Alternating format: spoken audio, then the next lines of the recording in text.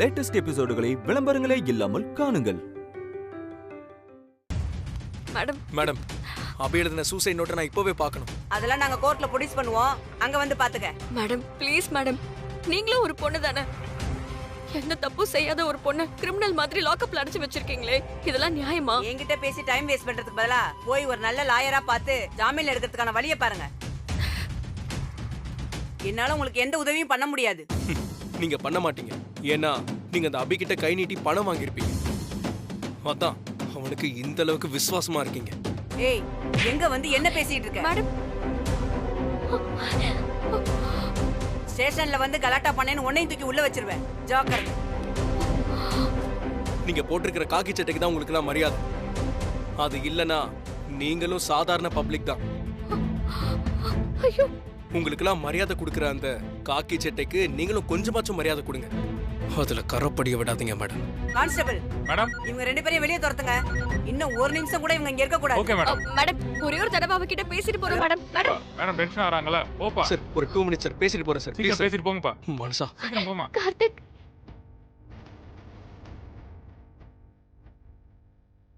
Sorry மனசா. என்ன கல்யாணம் பண்ணிக்கிட்டு இருந்தானே உனக்கு இவ்வளோ கஷ்டம்? அப்படியெல்லாம் சொல்லாத கார்த்திக். நீ இல்லைன்னா நான் இப்போ உயிரோடவே இருந்திருக்க மாட்டேன்.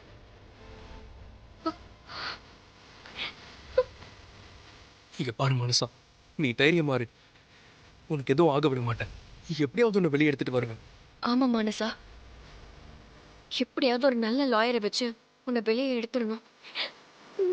அது வரைக்கும் கொஞ்சம் பொறுத்துக்கோ.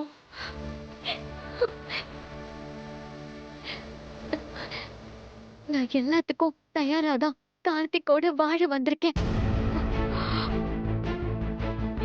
நான் தைரியமா தான் இருக்கேன்.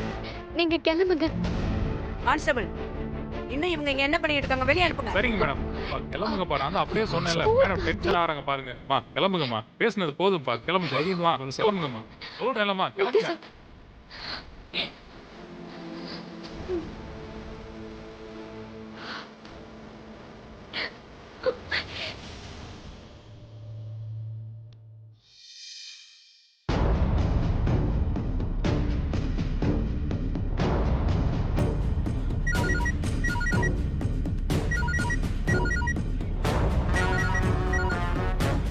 சொல்லுங்க மேடம். நான் சொன்ன மாதிரி அவளை அரெஸ்ட் பண்ணி லாக்அப்ல வச்சிட்டீங்களா? ஆமா மேடம், இப்ப அவ லாக்அப்ல தான் இருக்கா. என்ன பண்ணா அவ புருஷன்? அவனும் அந்த பொண்ணோட ஃப்ரெண்டு ஒரு பொண்ணு வந்து பிரச்சனை பண்ணாங்க மேடம். கெஞ்சி பார்த்தாங்க, கடைசி வரைக்கும் நான் அனுப்ப முடியாதுன்னு சொல்லிட்டேன். ஃப்ரெண்டா? ஆமா மேடம், ஒரு பொண்ணு. அவ பேரு? பேரு வாணியா? இல்ல மேடம், வேற ஏதோ பேர் சொன்னாங்க. வித்யா, வித்யா. அவ பேர் வித்யா மேடம். அவ அங்க இருக்காளா? இப்பதான் மேடம் கிளம்பி போறா. அவளை உடனே ஸ்டாப் பண்ணுங்க. அட்லீஸ்ட் ஒரு போட்டோவாத எடுங்க. ஒரு நிமிஷம் மேடம்.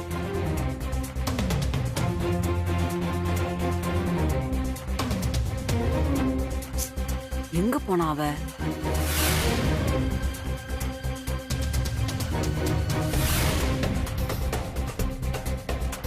சாரி மேடம், அவ போயிட்டா. போட்டோ ஏதாவது இருக்கா? போட்டோ எதுவும் இல்ல மேடம். ஒன்னும் பிரச்சனை இல்ல மேடம். நாளைக்கு கோர்ட்டுக்கு 2 பேரும் கண்டிப்பா வருவாங்க மேடம், அங்க பாத்துக்கலாம். சரி வைங்க. இந்த விஷயத்த முதல்ல ஆண்டி கிட்ட சொல்லணும். Aunty, aunty.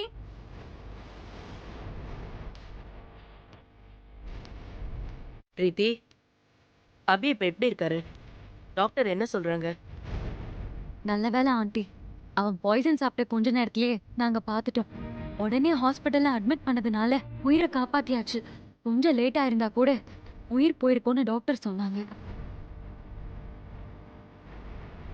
இப்ப எப்படிமா இருக்காரு? இனி பயப்பட வேண்டாம்னு சொல்லிட்டாங்க ஆண்டி. 2 நாள்ல டிஸ்சார்ஜ் பண்ணிடுவாங்க. இப்பதான் எனக்கு நிம்மதியா இருக்கு. அப்புறம் ஆண்டி, நீங்க கஷ்டப்படுற மாதிரி ஒரு விஷயம் சொல்ல போறேன், தப்பா எடுத்துக்காதீங்க. சொல்லு பிரீத்தி.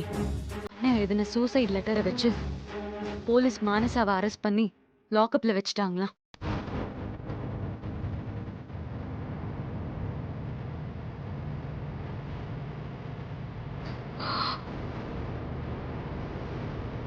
ஐயோ, இதுல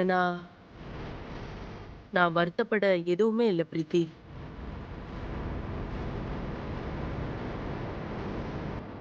அவ தப்பு பண்ணிருக்கா. அதுக்கான தண்டனைய அவ அனுபவிச்சுதான் ஆகணும். பிரீத்தி, உங்க அண்ணன் தான் பழச்சிட்டார். இதுக்கு மேலேயும் மனசாவை பனிஷ் பண்ணணுமா? உன் அம்மா கிட்ட பேசி அவன் மேல போட்ட கேஸை வாபஸ் வாங்க சொல்லு. என்ன பேசுறீங்க நீங்க? அபிக்கு துரோகம் பண்ணி அவரை சூசைட் பண்ற நிலைமைக்கு ஆளாக்கியிருக்கா அவ. இப்ப அவர் உயிர் பழிச்சுட்டா அவளை மன்னிச்சு விடணுமா?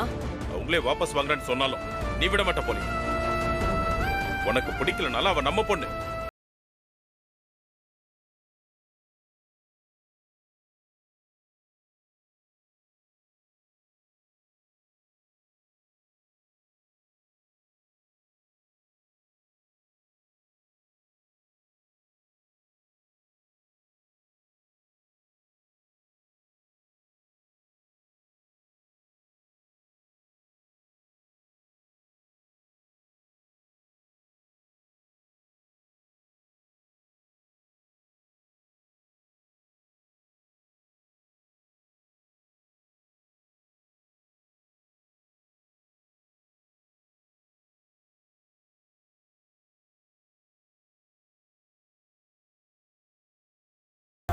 சொல்லுங்க. அவ எங்கேயோ போய் கண்காணாத இடத்துல கூட வாழட்டும். ஆனா இப்படி நம்ம கண்ணு முன்னாடி கஷ்டப்படுறத என்னால வேடிக்கை பார்க்க முடியாது. ஆமா கீதா, அதான் அபிக்கு ஒண்ணு இல்லைன்னு டாக்டர் சொல்லிட்டாங்களே, கேஸ வாபஸ் வாங்கலாம்ல. இல்லக்கா, என்னால முடியாது.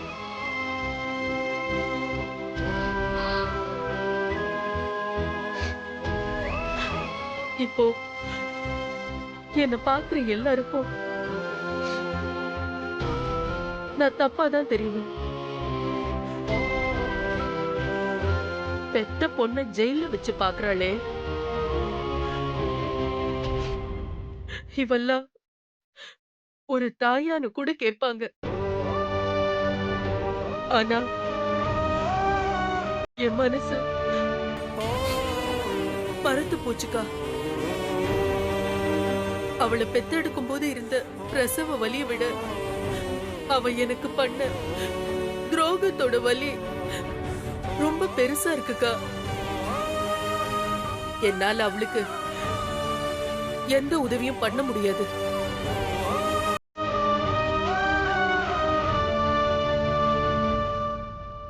பிரீத்தி, நான் கேட்கிறேன். ப்ளீஸ், எனக்காக உங்க அம்மா கிட்ட சொல்லி கேஸை வாபஸ் வாங்க சொல்லு. நானும் அதுக்கு தான் அங்கிள் போலீஸ் ஸ்டேஷனுக்கு கால் பண்ணேன். ஆனா அங்க நடந்த ஒரு சம்பவத்தினால இனி இந்த கேஸை வாபஸே வாங்கக்கூடாதுன்னு முடிவு பண்ணிட்டேன்.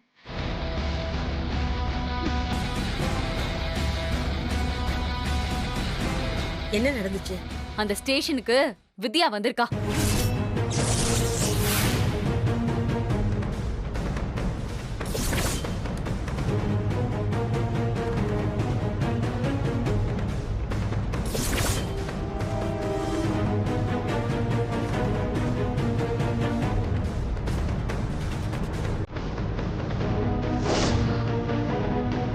மானசாவை வெளியே எடுக்க ட்ரை பண்ணிருக்கா.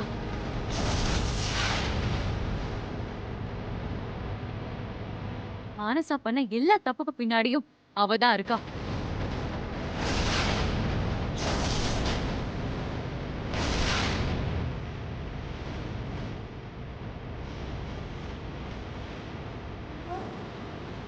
நீ அவளை பாத்தியா? இல்ல ஆண்டி, இன்ஸ்பெக்டர் சொன்னாங்க. என்னால அவளை பார்க்க முடியல. மானசாவை இந்த கேஸ்ல இருந்து காப்பாத்துறதுக்கு அவ தீவிரமா ட்ரை பண்ணிட்டு இருக்கா. அவளால நீங்க எவ்வளவு ஹர்ட் ஆனீங்கன்னு எனக்கு நல்லா தெரியும். அவ இந்த கேஸ்ல இன்வால்வ் ஆகும்போது நான் இந்த கேஸை வாபஸ் வாங்க கூடாதுன்னு முடிவு பண்ணிட்டேன். அவ என் குடும்பத்தை பழி வாங்கணும்னே கங்கணம் கட்டிட்டு இருக்கா. நான் நிம்மதியாவே இருக்க கூடாதுன்னு இப்படி எல்லாம் பண்றா. வித்யாங்கிற பேரை மட்டும் வச்சு அது மாணிக்கத்தோட பொண்ணு வித்யா தான் எப்படி முடிவு பண்ண முடியும்? மானசாக்கும் இந்த குடும்பத்துக்கும் சம்மந்தப்பட்ட ஒரே விதியா அவ மட்டும்தான்.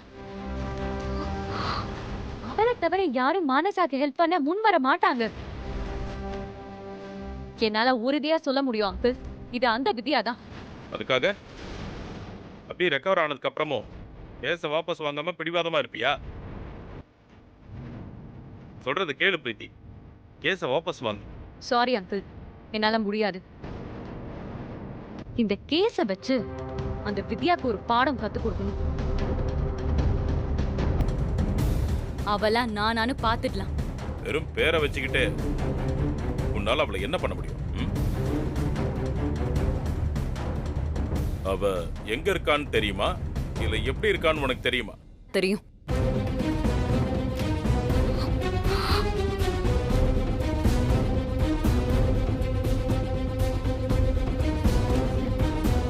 அவ எங்க இருக்கா, என்ன பண்ணிட்டு இருக்கா, எல்லாமே எனக்கு நல்லா தெரியும்.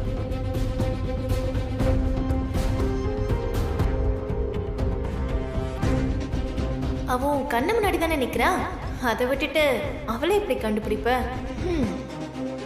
ஆண்டி, வித்யா போலீஸ் ஸ்டேஷன் வரைக்கும் வந்து மானசாவை காப்பாத்த ட்ரை பண்றானா, அவதான் நடந்த எல்லா பிரச்சனைக்கும் மாஸ்டர் மைண்டா இருந்திருக்கா. மானசாவை பிரெயின் வாஷ் பண்ணி கார்த்திக்கு கல்யாணம் பண்ணி வச்சதும் அவளாதான் இருக்கணும்.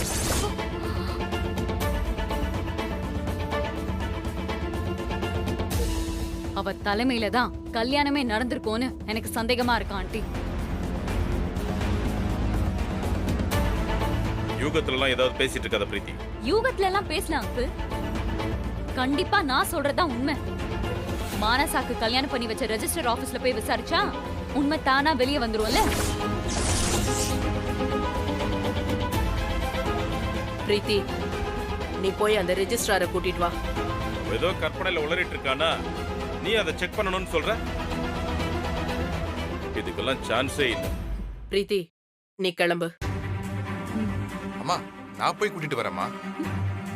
உங்களுக்கு ஏன் வீண் சிரமம், நானே கூட்டிட்டு வரேன். எனக்கு அங்க நிறைய பேரு தெரியும். நீ போனா அவங்க வருவாங்களான்னு சொல்ல முடியாது பிரீத்தி, நானே போறேன். ஆண்டி பேரை சொன்னா கண்டிப்பா அவங்க வருவாங்க, நானே கூட்டிட்டு வரேன். இல்ல பிரீத்தி, நானே விஜய், போறேன். பிரீத்தியே போகட்டும். வரேன் ஆண்டி.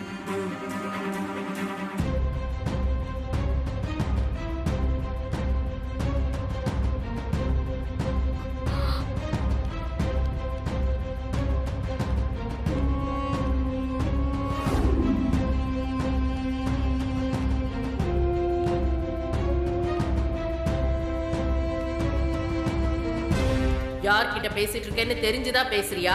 மனசாட்சியே இல்லாத பணக்கார வேதாம்மா கிட்ட பேசிட்டு இருக்கேன்னு இப்பதான் புரிஞ்சுக்கிட்டேன்.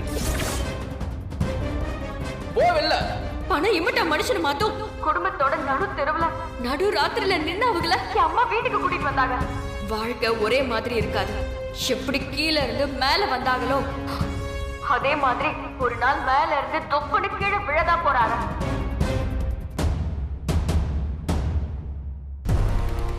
வாணி தான் வித்யாங்கிற விஷயத்த இங்க இருக்கிற யாரும் சொல்லக்கூடாதுன்னு தானே ஆர்டர் போட்டீங்க.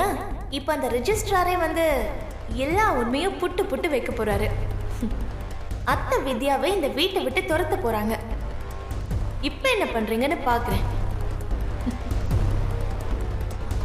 வித்யா, இன்னையோட நீ காலி. உன் சாப்டர் க்ளோஸ்.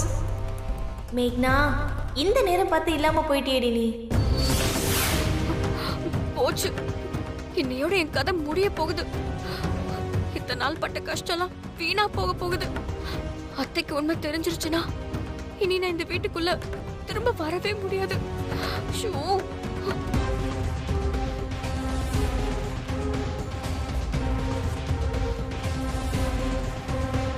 வித்யா,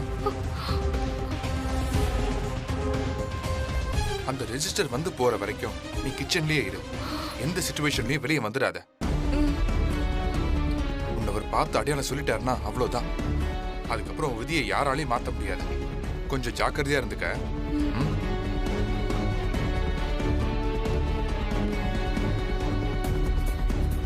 வேதா, உட்கார் வேதா. வேணாக்கா, பிரீத்தி வரட்டும். அந்த வித்யா யாருன்னு தெரிஞ்சுக்காம என்னால நிம்மதியா இருக்க முடியாது.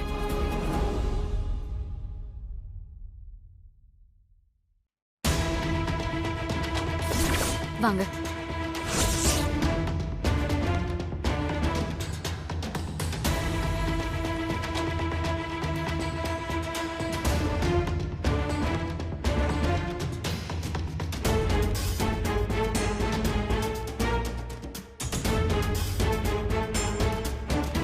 உள்ள வாங்க.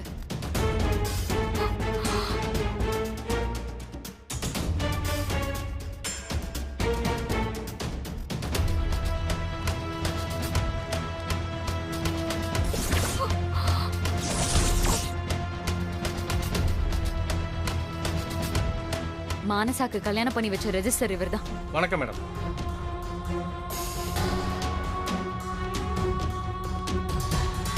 ஒரு பையனும் பொண்ணும் வந்து கல்யாணம் பண்ணிக்கணும்னு சொன்னா யாரு என்னன்னு விசாரிக்காம கல்யாணம் பண்ணி வச்சிருவீங்களா?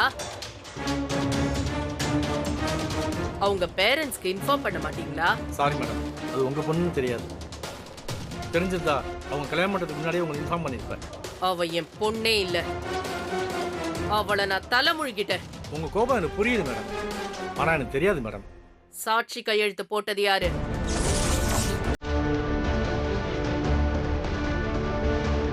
அந்த பையனுக்கு சாட்சியா 2 பசங்க வந்திருந்தாங்க. உங்க பொண்ணுக்கு சாரி மேடம், அந்த பொண்ணுக்கு சாட்சியா வேற ஒரு பொண்ணு வந்துச்சு மேடம்.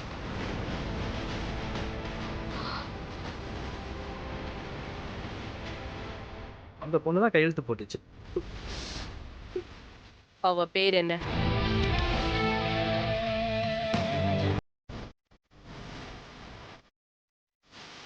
பேரு சரியா ஞாபகம் இல்லை மேடம். நீங்க ரிஜிஸ்டர் பண்ண ஃபைல்ல அவளோட கையெழுத்து இருக்கும்ல? இருக்கு மேடம், அதான் கையோட எடுத்துட்டு வந்தேன்.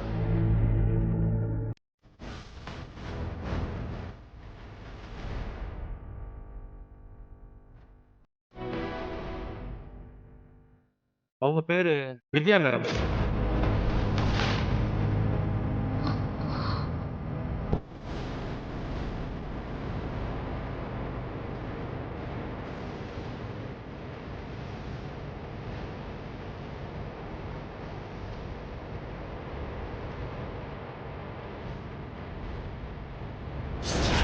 வித்யா வித்யா வித்யா வித்யா வித்யா.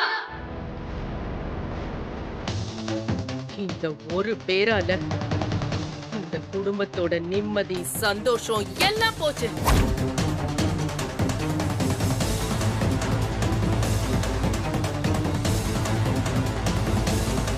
அவ முகத்தை கூட நான் பார்த்ததில்ல. ஆனா அவளால தினம் தினம் இந்த வீட்ல பிரச்சனைய சந்திச்சிட்டு இருக்கேன். என்ன வேணுமா அந்த வித்யாவுக்கு? ஏன் இப்படி மறைஞ்சிருது என்ன பழி வாங்குறா? நிம்மதியா ஒத்துமையா இருந்த என் குடும்பத்தை சின்ன பின்னமாக்கிட்டா.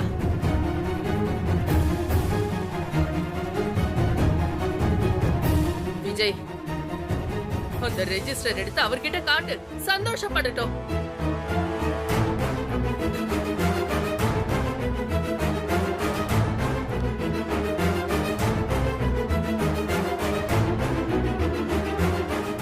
நல்லவன் நல்லவன்னு யார தலைமையில தூக்கி வச்சுட்டு கொண்டாடினாரோ, யார இந்த வீட்டு மருமகளை ஆக்கணும்னு துடிச்சாரோ, அவதான் என் குடும்ப கௌரவத்தையே குழி தோண்டி புதைச்சிருக்கா.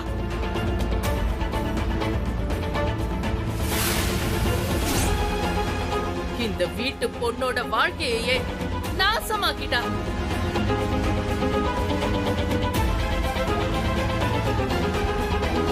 இதுக்கு என்ன பதில் சொல்ல போறாருன்னு கேளு.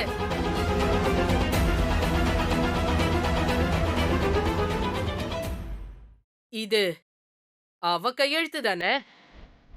ஆமா, இது வித்யாவோட கையெழுத்து தான்.